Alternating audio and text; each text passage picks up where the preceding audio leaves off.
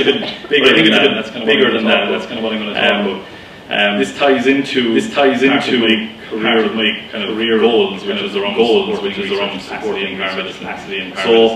So I suppose selfishly taken paramedic program here and tried to turn example that sets an example around the world of programs around the world. And I think we've done that. To some extent. Which is what we'll first of all. I haven't done this on my own. There are people that I need to thank for this. Their names are on the screen. These are people who supported the vision. I suppose that I had without really questioning it.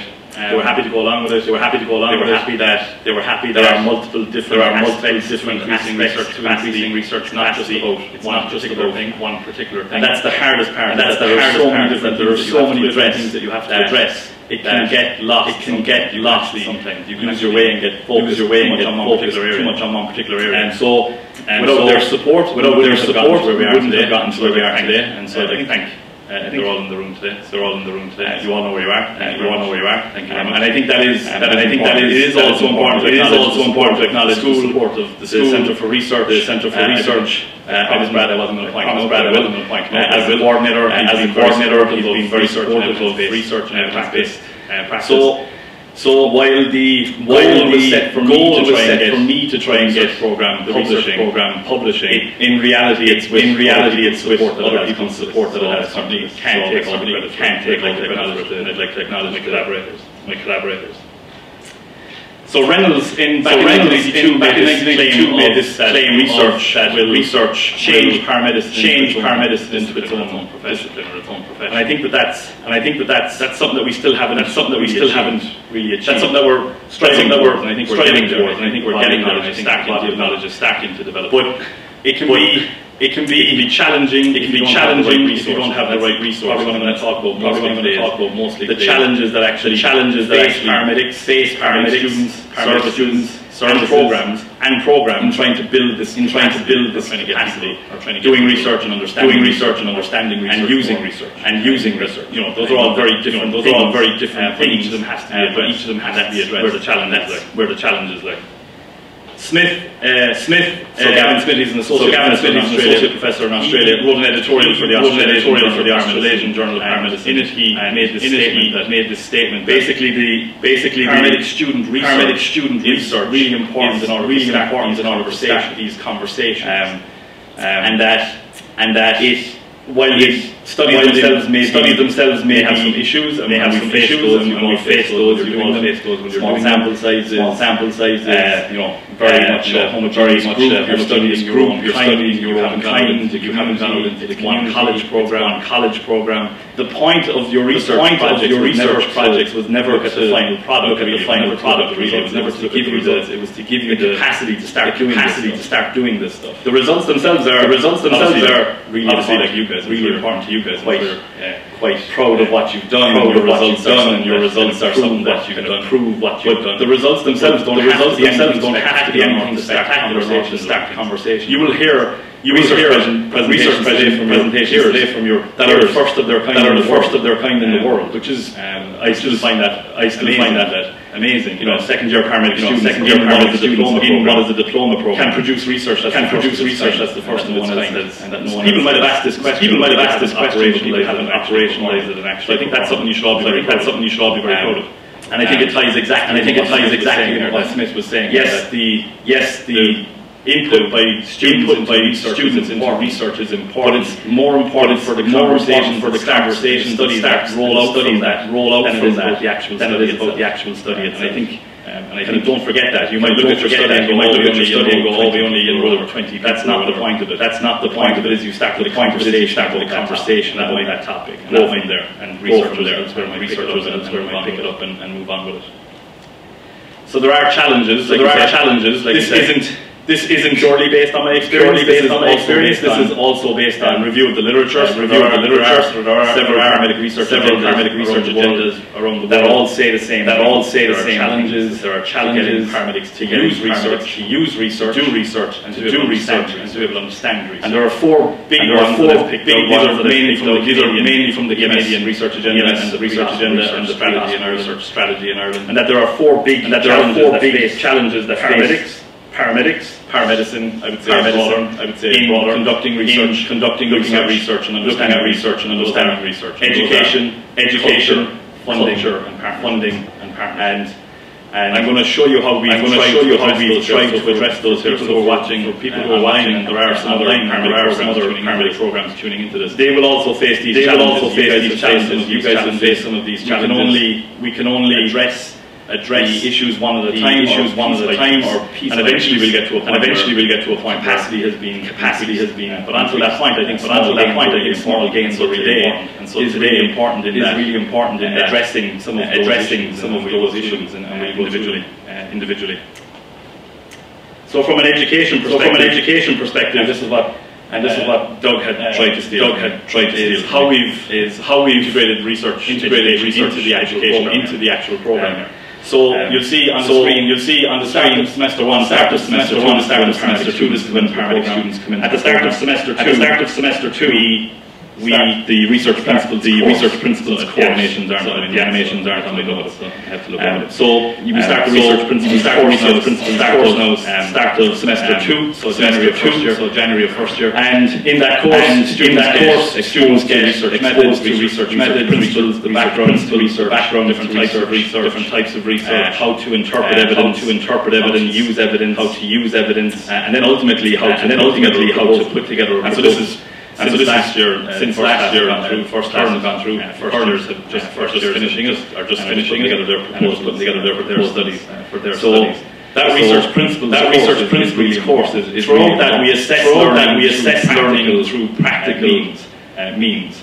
So we have a journal article, critique an article, critique it, break it down into its components, basically tell me whether it's then they do a critically appraised topic, which is trying to answer a question. This year we've changed that. They try to answer their different parts of their research proposal. So as a group they have a question they'd like to answer in their research. Now each of them does a critically appraised topic on a different aspect of that. And so they're taking all of this literature and then using it to inform their research. So it's all very much assignments that build on each other and eventually contribute to the final product. Produce a research proposal, which is coming in next week from the current first year. The proposal is then used to form an ethics application. They get full ethics approval for publication.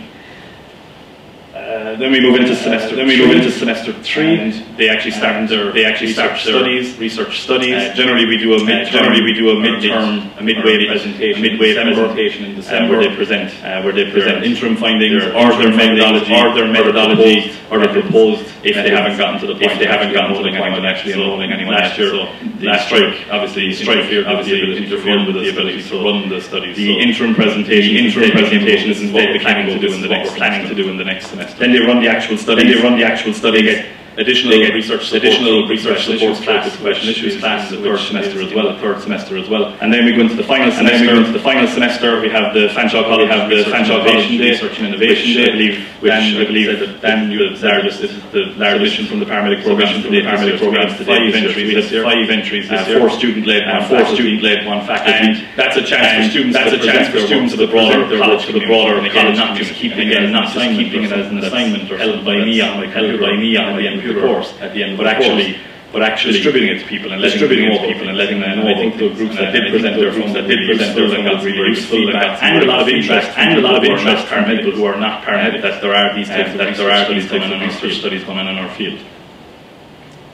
I think that's the end of that slide. Yes. So some of you will recognize yourselves up there. So we do the research subject. I always say subject. The research course itself is very much designed to produce an end product and not just a test of knowledge. So there are 3 components that we use when we talk about the education in the research program. It should be social and it should be fun. So they work in groups. Students work in groups that are self-selected. And they come together quite well together. Vast majority of groups end up working really well together, spending a lot of time with each other, so they have this social aspect to learning in a social context, and so putting them together in social groups helps to cement them. The learning is based in the real world contextualized learning. They're studying something that they're studying something that the group is interested in. I don't give them the topic that they need to. They decide that themselves. And I think that's really important because the group then have ownership of that research study. And the groups get extremely passionate about research studies. They're research that they're really passionate about, and that's brilliant to see because no matter what the results are, the passion behind it is something that gets the story across and again can encourage other people to actually start building on those studies. And then finally, there's meaningful application of learning. There are no multiple choice exams in this course. It's assessed through production of material. So you produce a journal article critique, you produce a critically appraised topic, you produce a research proposal, you do the research, you present the research. So I think there's no better way of learning research than to do it. And that's how I learned how to do research. Certainly getting some education along the way is important and is very useful. But doing it in that social context and having a product at the end of it and not just an assignment or not just a grade on your transcript, I think that's really important. And that's something that I've found has helped to actually increase the output of research education here. So we've had some successes. We've had over 100 students educated in research principles since 2017, so we're running the second iteration of the course at the moment. The ACP students have also started structured research education. So we have over 100 students at the moment who've got exposure to research principles, research methods, how to conduct studies, how to appraise research, and things like that. So that's really important. That puts 100 more people out on the road eventually who can understand research more than they did when they started the course, hopefully. But the end product is to keep putting out more people who understand it and eventually get that as a baseline within the profession itself. We've had 54 student-led projects produced and 8 proposals currently being finalised. So that'll bring us to over 60 research studies conducted since the programme started research. And these are primary research projects, so that's quite an achievement, I feel. We have over 180 students involved in these 54 studies and 8 proposals to date, so that's different than the number who have been officially educated because the official research subject didn't start until 2017. But you can see there were still over 80-something students involved in those studies before the research course actually began. And we've had 11 publications since 2016, with 3 currently under peer review. And so we have finally produced the first peer-reviewed article from the programme. We have the first peer-reviewed article under review from an actual student research project, one of these proposals that have been put forward. We have 11 students published in professional venues, so and we'll look at some of those in a minute. So we have had some successes. Not that output is a pure measure of success, like you can produce weak research and weak articles, that's very easy to do. So it's not the numbers that I'm concerned about, but it's at least starting this change and it's showing that the education is beginning to work. This keeps turning itself off. So the next thing that we need to address is culture. So the culture aspect is something that is much harder to address. So these are examples of some student-led research posters that we've actually presented at conferences locally, at the Research and Innovation Day here, at conferences in Ireland, the US, Australia, and in Canada as well, elsewhere in Canada. So we have tangible output that has been shared with the community, and that's the most important thing to me, is that the fact that this has actually been shared with the community, this has contributed to the body of knowledge. And so we have had some successes in that aspect, and that we've been able to export our output and present it in other places. And some of you will recognise some of your posters there. The vast majority of these are from the Research and Innovation Day. There are a couple of presentations at other venues as well. So that's one aspect of the culture shift, in that we we get students to start taking ownership of output. We've also produced articles, which I alluded to a second ago. 11 students published in various professional and peer-reviewed venues covering topics including concussion, patient safety, healthy eating habits, social media use. Faculty have also produced peer-reviewed and professional articles around student research in particular. We currently have an article under peer review talking about how we've implemented this research program and the challenges that we've faced. And I think that's really important to share those experiences with other programs and learn from them, and then they can learn from us. And this is how we've come about, how we've come to this point is other researchers, mainly based in Australia, have published their experiences as student researchers and as faculty supporting students in how they've implemented research in their programs. And so we've taken those lessons and tried to apply them here. Different context, but again, a lot of the same challenges. So trying to get that culture of research being accepted is achieved, I think, through giving people ownership. So students see their name published. I remember the first time I saw my name published, it's really nice to see it. You're like, wow, I have a publication. So I think when students see that, they go, this maybe isn't actually that difficult.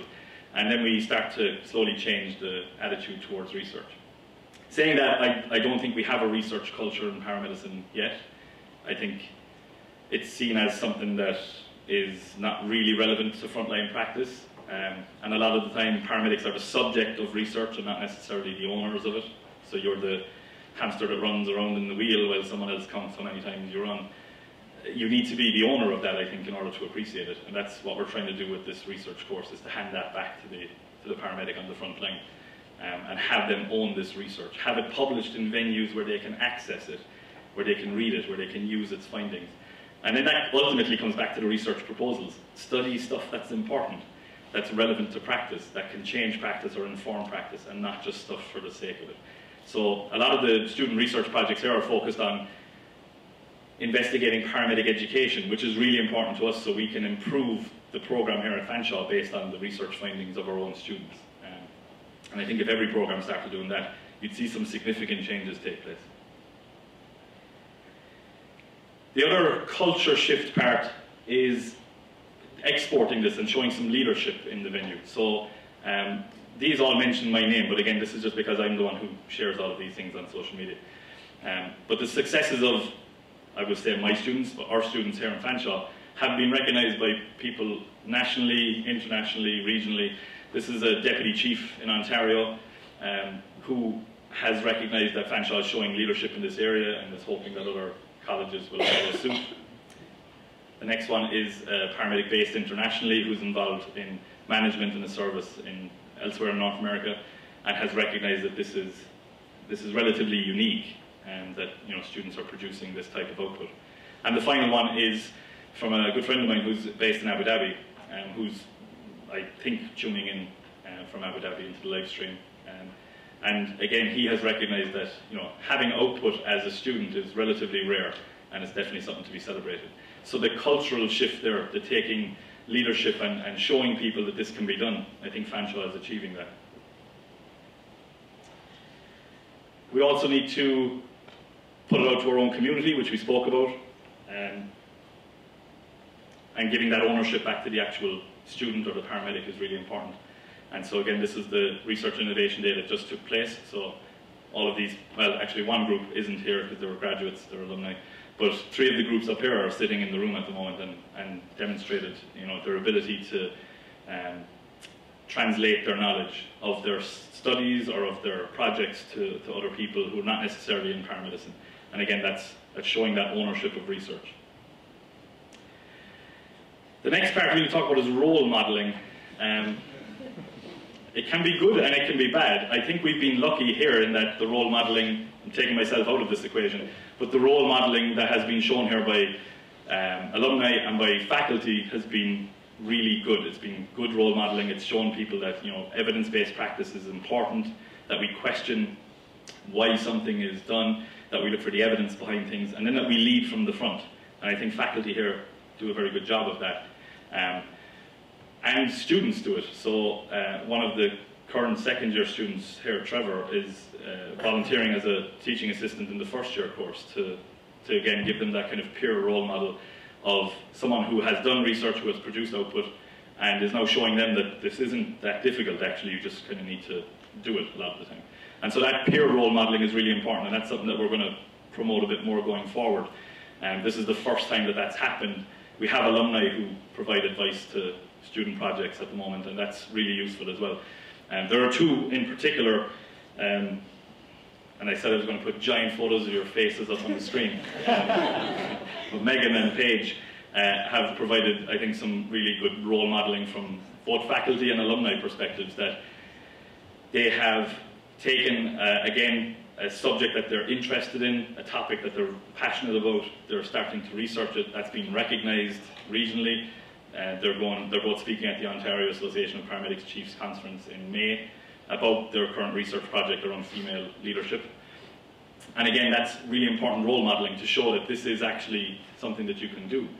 And it's not actually that difficult, you just need to be interested in what you're looking at a lot of the time. So I think that role modeling is really important. We should acknowledge that it's not just, you can have all the education you want, but ultimately there's a saying that culture eats strategy for breakfast.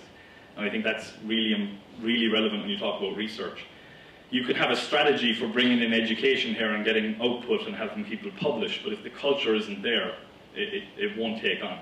If the culture is there, the rest of it follows naturally. So more important than the actual research course is the fact that the culture here is one of research, and people appreciate it and people do it. Faculty do it, students do it, alumni do it. You have two guest speakers here today who are alumni and they're talking about their own research projects. That's fantastic to see, and we need more of that. And I would hope to see some of you back here someday as alumni giving these talks as well. So very briefly, to talk about funding. We've been lucky here. We've been lucky in Fanshawe that we've had significant support from the Centre for Research Innovation. We've had support from the School of Public Safety as well, to send students to events, to present their research, to speak on panels. We've achieved funding from the Paramedic Association of Canada, support from them. We've achieved funding from the Zoll Foundation to look at cardiac arrests. And so we're slowly starting to address this funding issue. But it is a major issue, and I think for paramedics, any of you here who are working on the road, you might have something you're interested in studying, but how do you get it funded? How do you get the time paid off to actually study this? In other professions, you would be able to access funding to do that. Not so much in our profession, and that's something that we need to address. There also needs to be a strategy around funding actual research posts. I'm lucky enough to have held a research paramedic post in the Middle East, where I split my time between frontline clinical work and running research studies and registries. And that's really important, because the frontline paramedics that you work with see that one of their peers is actually running the research for the organisation as well. And again, that contributes to that culture shift and eventually gives the ownership back to the paramedic. And finally, the last piece is partnership. We've been lucky enough to have some significant partnerships here that we're actually taking advantage of. We have more going forward. We've just established a partnership with Dalhousie University for the critically appraised topics from the first year class. So what will happen going forward is the critically appraised topics will go to Dalhousie, to the evidence-based practice project. The top 10 will be selected and added to the database, and then those students will become evidence appraisers for Dalhousie for that project, which is around selecting the appropriate evidence for or against interventions in our field. So I think that's really important, and that's again a sign of acknowledging that leadership I think that Fanshawe is taking in some of these things. Is our PCP and ACP students appraise evidence and now have the chance to affect practice in Canada based on that. We have partnerships with other colleges in Ontario. Sheridan College, the Centre for Elder Research, are involved in one of the first year research projects at the moment. Georgian College have been in contact with me, coming on board with student paramedic research and hopefully moving towards a student paramedic conference in the coming year or 2 years. So this day here would become a multi-campus, multi-college event with students submitting abstracts and presenting. And so that's the goal where I see it kind of heading towards. We'll see if that actually happens. And so in closing, I suppose the important part that I wanted to get across was that this is not just about the research course. It can be very easily seen as we implemented a research course and now people know about research and now they do studies and they present them. It's about way more than that. And without realizing it, you guys in particular, the second years, you have become part of that culture. Not all of you, I'm sure some of you will be delighted to get today out of the way and present your research and never mention the word again. But the vast majority, from what I've seen, are passionate about what you've studied, and it's potentially an area that you'll move into. The fact that some of the studies you're going to present are the first of their kind anywhere is something that's really fascinating to see, and it's one of those things that when I look at it I go, wow, I never actually saw that coming when we brought in this research program. Never thought that we'd be doing the first of something. And so to see that it's really, it kind of gives validation to the whole process, I think.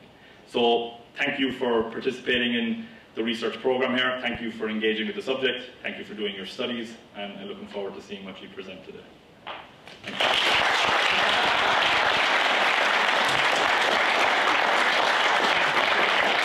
I don't know if anyone has any questions or...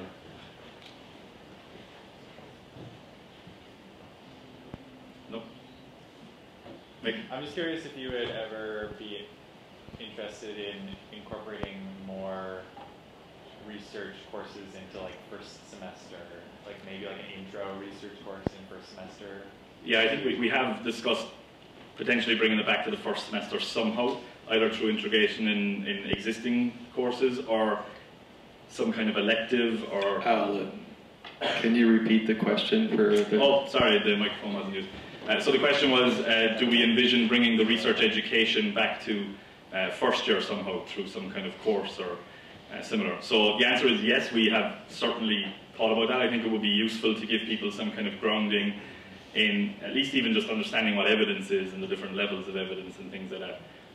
We have no firm plans at the moment that we're working on, but we do have an intention to bring it back to first year, either through an elective or through an optional kind of online course or something similar to that. But I think the earlier you can show people the usefulness of this, the more chance you have of building that culture of acceptance that, you know, research is not necessarily something to be terrified of or realize that you can't do, that it's actually very simple once it's explained and once you have a chance to practice it.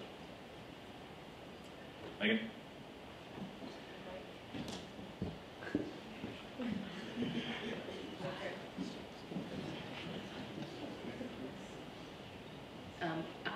What advice do you have for the students in regards to the imposter syndrome that I think a lot of them sort of face once they engage in research beyond